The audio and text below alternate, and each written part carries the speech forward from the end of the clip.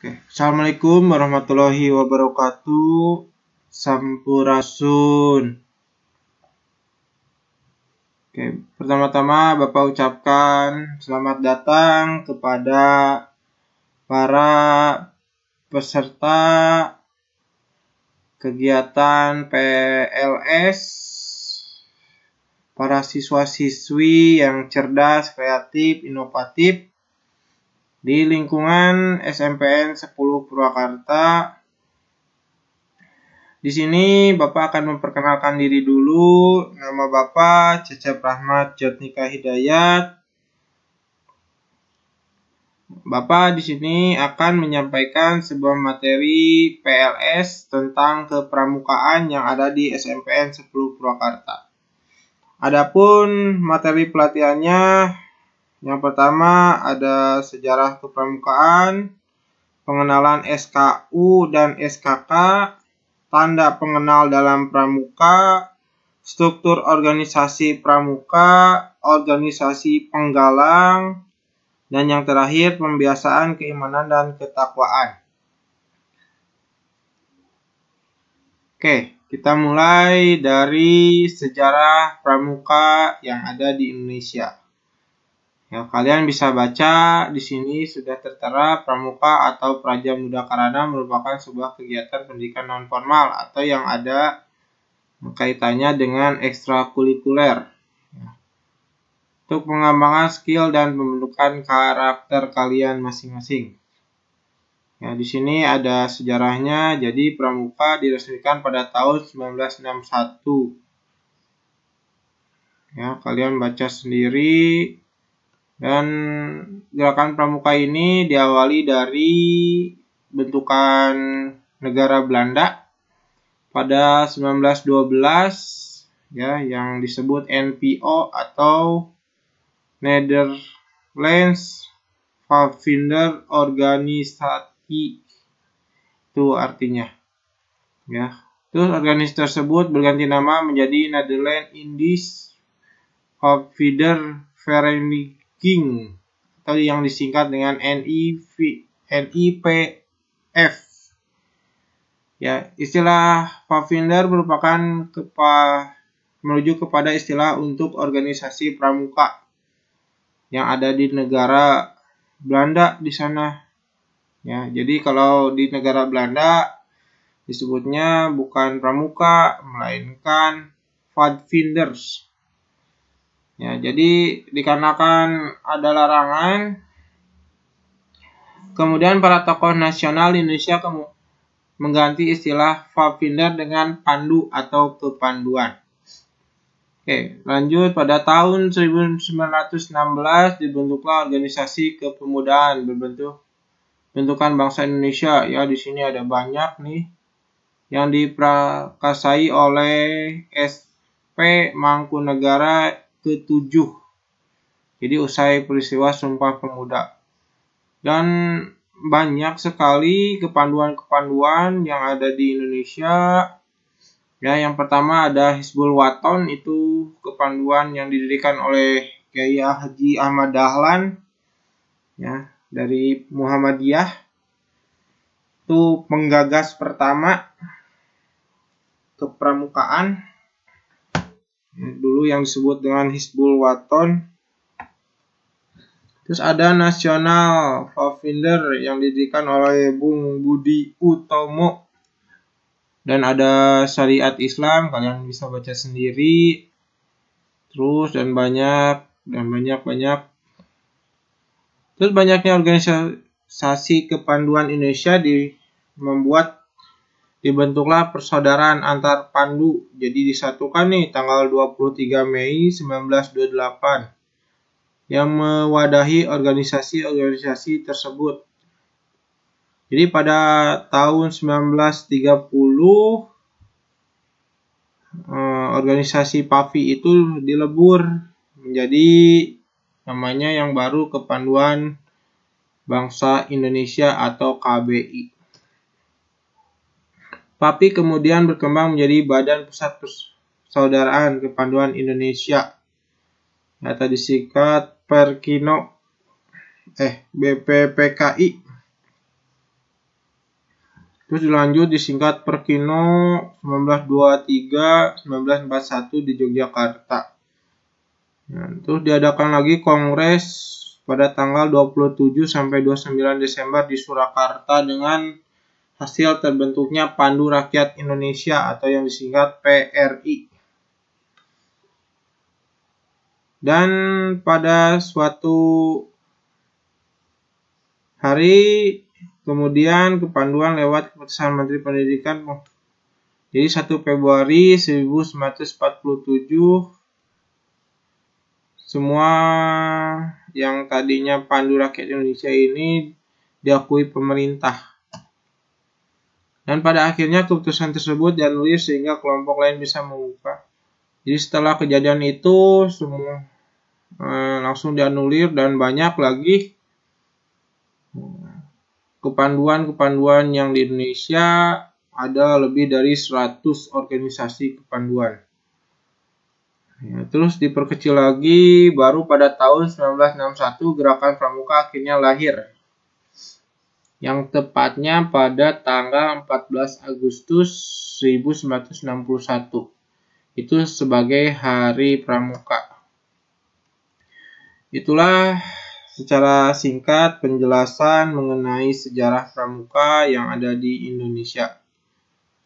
Ya, sebenarnya panjang, masih banyak cerita-ceritanya dikarenakan waktunya singkat dan masih banyak materi selanjutnya yaitu pengenalan SKU dan SKK. Nah, di sini kalian baca pengertiannya, syarat kecakapan umum atau disingkat SKU, terus syarat kecakapan khusus atau SKK. Ada syarat Pramuka Garuda atau SPG, ya. Dan syarat-syarat kecakapan yang ya disinilah kalian baca sendiri. Lanjut syarat kecakapan umum atau tanda kecakapan umum. Ini syarat-syaratnya ada SKU. SKU disusun menurut pembagian golongan usia pramuka yaitu golongan siaga, golongan penggalang, golongan penegak. Kalau kalian tingkatan SMP kelas 7 itu sudah termasuk golongan penggalang. Ya. Ya, kalian baca. Terus ada syarat kecakapan khusus atau tanda kecakapan khusus. Nomor 1 SKK adalah syarat kecakapan khusus berupa kecakapan, kepandaian, kemahiran, ketangkasan, keterampilan, dan kemampuan di bidang tertentu. Dan nanti ada SKK dipilih seorang pramuka sesuai dengan bakat dan minatnya. Jadi nanti kalian masuknya ke bakat minatnya yang mana gitu. Terus ada TKK sebagai alat pendidikan, merupakan rangsangan dan dorongan bagi para pramuka. Ya, nanti kalian dikasih buku, terus ada nanti ujian-ujian SKK-nya. Terus ada TKK dikelompokkan menjadi 5 bidang. Ya, ada bidang agama, bidang patriotisme, keterampilan, ketangkasan, dan sosial. Oke, yang keenam, TKK dibedakan atas tingkatan-tingkatan sebagai berikut. Pramusiaga, terus ada pramupenggalang, tingkat purwa, ada tingkat madya, tingkat utama. Ada lagi TKK yang dimiliki seorang pramuka harus terjamin bahwa kecakapan yang dimiliki dapat dipertanggungjawabkan. Tanda pengenal gerakan pramuka. Kita lanjut ke materi berikutnya. Ya, ada beberapa tanda gerakan pramuka untuk semua golongan. Ya, tadi Bapak udah jelaskan sedikit. Tujuan tanda pengenal gerakan pramuka, adapun tujuannya pengenal pramuka sebagai berikut. Sudah diatur berdasarkan PP SKE nomor OSS Kuarnas 1982. Bentuk, ukuran, warna, dan persyaratan untuk menerima tanda pengenal gerakan pramuka diatur dalam PP. Penggunaan tanda pengenal gerakan pramuka dimaksudkan untuk mengenalkan diri seorang anggota gerakan pramuka, satuan kemampuan, tempat asal, wilayah tugas dan jabatan, dan kecakapannya. Fungsi penggunaan tanda pengenal gerakan pramuka, kalian bisa baca fungsi-fungsinya dan tanda pengenal gerakan pramuka. Terus ada tanda pengenal gerakan pramuka, bertujuan sesuai dengan macam tanda pengenal tersebut. Ya, kalian sudah bisa membacanya. Nomor 1, nomor 2 memotivasi, terus nomor 2 mendorong. Nomor 3 menanamkan, nomor 4 menanamkan kesadaran. Ya, dari rasa terus ke kesadaran, terus yang terakhir menanamkan kebanggaan dan percaya diri. Macam-macam tanda pengenal. Tanda umum. Ya, tanda umum adalah tanda yang bisa digunakan secara umum oleh semua anggota gerakan pramuka. Ya, dari mulai pakaian, kacu, dan topi. Itu mungkin tanda umumnya. Oke, tanda satuan. Di sini ada nih. Tanda satuan lencana wilayah. Ya. Biasanya ada di baju bagian kantong. Ya, karena kalian di Jawa Barat, berarti tandanya di Jawa Barat. Terus ada tanda barung, tanda regu, tanda sangga, dan tanda satuan terkecil lainnya. Ya, di depan baju kalian biasanya ada tanda-tanda tersebut. Nah, kalian bisa baca tanda satuan dalam gerakan pramuka dikelompokkan dalam 5 bagian, yaitu rencana wilayah, pita nomor, tanda satuan terkecil, tanda satuan karya. Nah, ini ada tanda jabatan. Ya. Ada pembina penggalang, Mabigus, pembina penegak, Dewan Ambalan, DKR, Andalan Ranting.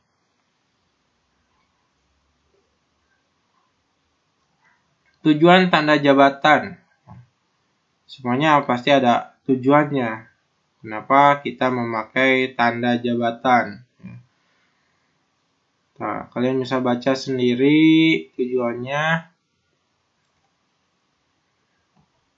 Terus ada tanda kecakapan. Tanda kecakapan adalah tanda yang menunjukkan kecakapan, keterampilan, ketangkasan, kemampuan, sikap, dan usaha seseorang pramuka dalam bidang tertentu sesuai dengan golongan usianya.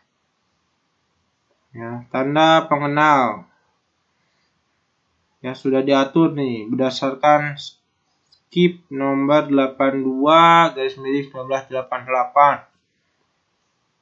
Terus kecakapan khusus skip nomor 132/1979.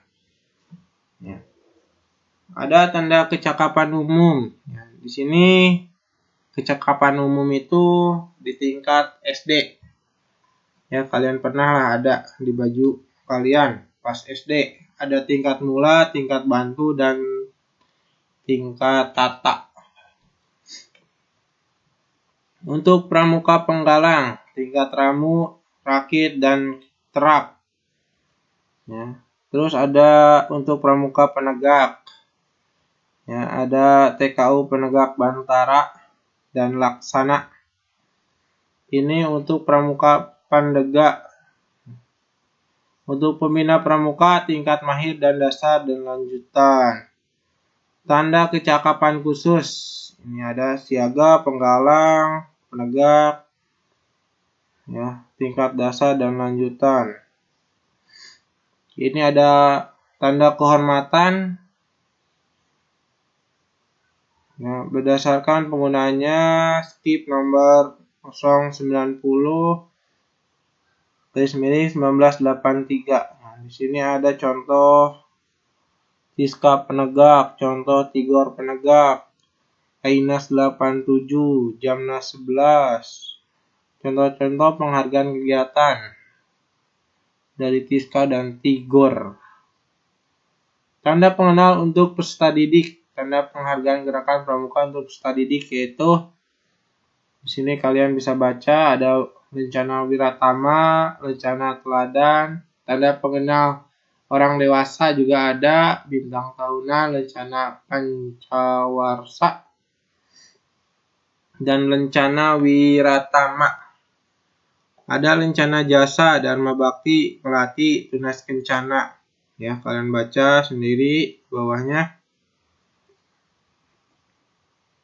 Terus ada struktur organisasi gerakan pramuka.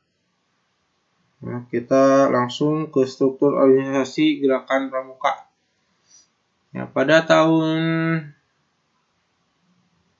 2007 ya, struktur organisasi gerakan pramuka diatur dalam Keputusan Kuartir Nasional Gerakan Pramuka nomor 220 tahun 2007 tentang petunjuk penyelenggaraan pokok-pokok organisasi gerakan pramuka.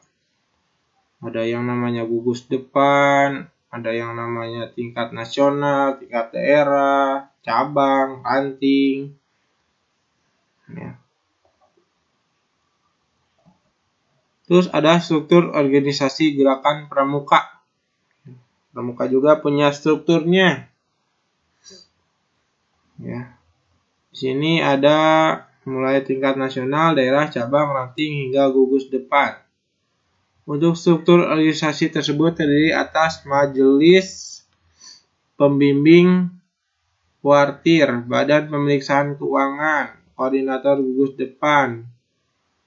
depan, satuan karya pramuka, dan badan kelengkapan kuartir. Nah, ini adalah contoh struktur organisasi gerakan kepramukaan. Ya. Dari mulai Presiden RI yang disebut dengan Pramuka Utama.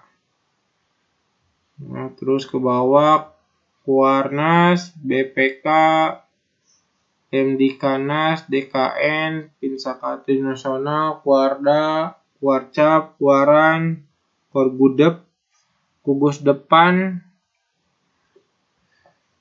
dan ada tokoh masyarakat atau Kemabigus. Terus dilanjut penjelasan struktur organisasi gerakan pramuka atau nomor 1 majelis pembimbing. Adalah badan yang bertugas memberikan bimbingan dan bantuan moral. Ya, kalian harus tahu bantuan moral, organisasi, materi, dan finansial. Di tingkat nasional membinas oleh presiden. Sudah pasti itu. Tingkat daerah oleh gubernur, tingkat cabang oleh bupati, tingkat ranting oleh camat. Ya, gugus depan oleh Mabigus yang dipilih dari anggota Mabigus yang ada. Dan tingkat saka dijabat oleh pejabat pada lembaga instansi atau departemen yang terkait. Nomor 2, Badan Pemeriksaan Keuangan atau BPK. Ya, di pramuka juga ada BPK-nya. Ya, untuk bertanggung jawab kepada musyawarah gerakan pramuka. Ya, jadi mengurusi keuangan lah. Kuartir dan koordinasi gudep merupakan perangkat dan mekanisme kerja untuk mencapai tujuan gerakan pramuka. Ada nasional, daerah, cabang, ranting, gugus depan. Gugus depan nih ada tugasnya. Ada pangkalan peserta didik yang merupakan wadah pendidikan dalam organisasi gerakan pramuka. Ya, ini untuk di sekolah-sekolah. Ya, mau SD, SMP, SMA, SMK, MAN, MTS, ya, terkecuali kalau ada yang swasta, termasuk Muhammadiyah itu bukan pramuka, tapi Hizbul Wathan. Satuan Karya Pramuka atau SAKA merupakan wadah kegiatan kepramukaan untuk meningkatkan pengetahuan, kemampuan, dan keterampilan peserta didik dalam wawasan tertentu. Ya, nomor 6, Badan Kelengkapan Kuartir. Nah, di sini ada Dewan Kerja Pramuka Penegak, Dewan Pramuka Pendega, Dewan Kerja Nasional, Satuan Karya Pramuka, Pembantu Andalan, Badan Usaha Kuartir, sampai Staf Kuartir. Pramuka utama gerakan pramuka adalah Kepala Negara di Indonesia atau Bapak. Pramuka utama Ya, tadi udah dijelaskan yang dijabat oleh Bapak Presiden. Terus yang 8, musyawarah kuartir merupakan lembaga yang dilindungi gerakan pramuka. Kalian bisa baca musyawarah nasional, musyawarah daerah, hayu musyawarah cabang, musyawarah ranting, dan musyawarah gugus depan. Semua harus dimusyawarahkan ya. Yang diadakan sekali dalam waktu 5 tahun. Ya. Terkecuali kalau musyawarah ranting dan gugus depan itu 3 tahun sekali. Oke, dilanjut organisasi dalam kepramukaan penggalang. Ya, ini adalah contoh bajunya yang harus kalian ketahui. Tapi sekarang kebanyakan laki-laki itu memakai celana panjang. Ya, dan perempuan roknya juga sampai bawah. Oke, kalian bisa baca pasukan merupakan satuan yang diperuntukkan sebagai peserta didik berusia 11 sampai 15 tahun yang disebut dengan pramuka penggalang. Ya, kalian itu pramuka penggalang. Omong konsep ing madya wangun karso. Porsinya lebih besar dibanding dengan ing ngarso sung tulodo dan tuturi handayani. Pasukan penggalang yang berusia 11 sampai 15 tahun. Tadi paling banyak 32 orang pramuka penggalang.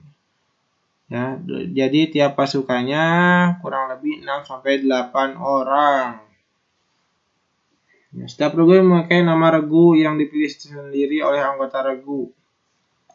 Terus ada pemimpin pramuka penggalang. Ini pemimpin regu. Ya. Dewan regu, dewan pasukan penggalang. Ya, jadi ada para pembantu pembina pramuka, di situ pemimpin regu utama. Ketua dewan penggalang adalah pratama. Yang nomor 4 itu juga sama. Dewan kehormatan. Nah, ini tugas-tugasnya. Dewan kehormatan. Ya, sok mangga kalian baca dulu. Ada majelis penggalang. Ya, ini majelis penggalang. Nah, tugas-tugasnya untuk mendidik pramuka penggalang. Majelis penggalang diketuai oleh pramuka penggalang. Majelis penggalang mengadakan pertemuan sekurang-kurangnya 6 bulan sekali. Ya, ada nomor 4, pertemuan majelis penggalang bersifat formal. Undangan disampaikan seminggu sebelumnya. Ya, ada pembina dan pembantu pembina mempunyai hak berbicara, tetapi tidak mempunyai hak suara. Jadi Bapak sebagai pembina nanti mempunyai hak bicara, tapi tidak mempunyai hak suara. Tugas majelis penggalang ada 3. Ya, sok baca. Baca. Jangan diam aja, baca. Pembina pasukan. Di sini ada pembina pasukan penggalang dibina oleh seorang pembina penggalang. Ya. Fungsinya ada di situ 1 sampai 6 menyiapkan materi. Nomor 2, pembina dan pembantu pembina pramuka penggalang. Putra dan putri. Oke, sekian pembahasan yang bisa Bapak sampaikan. Ini secara singkat. Nah, dari mulai sejarah kepramukaan, pengenalan suku dan SKU dan SKK, tanda pengenal dalam pramuka, struktur organisasi dalam pramuka, organisasi penggalang, pembiasaan keimanan dan ketakwaan. Ya, Bapak harapkan kalian tidak puas dan mencari-cari informasi lebih lanjut.